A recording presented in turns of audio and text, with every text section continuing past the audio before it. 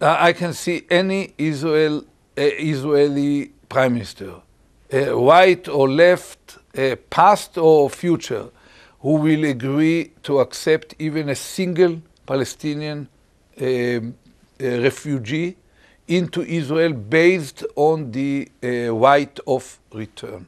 That was my position when I was prime minister. It was the position of any other prime minister, from Rabin to Peres, from Shamir to Begin, and it will be the position of Israel in the future. It doesn't mean that certain humanitarian issues could not be solved here or there on a very limited scale, but no way to for Israel to accept a right of return for Palestinian refugees into Israel. Condoleezza Rice, the Secretary of State, has herself said that expanding the settlements is not helpful towards the negotiation process. So why do you keep expanding them? We are not expanding. We are better. We didn't announce even a single new settlement. But there is a well-known dispute.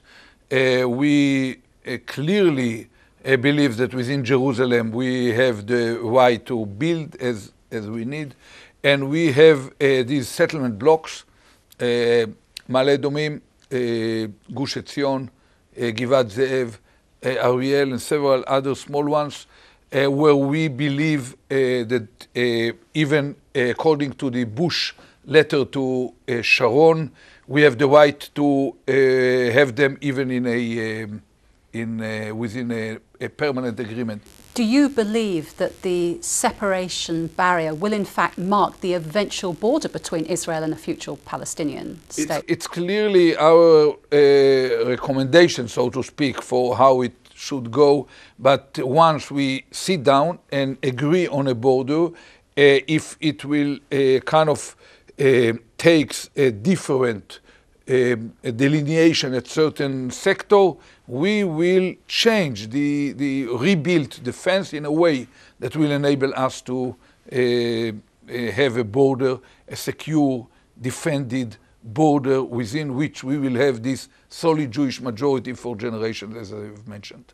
Now, a two-state solution envisages Jerusalem as being the capital both of a future Palestinian state as well as being the Israeli capital. Under final status negotiations, can you actually envisage a joint capital city, and how would that work in practice? Our basic position is that Jerusalem is the capital of Israel, but that we can find a formula under which certain neighborhoods, heavily populated Arab neighborhoods, could become, in a peace agreement, part of the Palestinian capital, that of course will include also the neighboring villages around Jerusalem.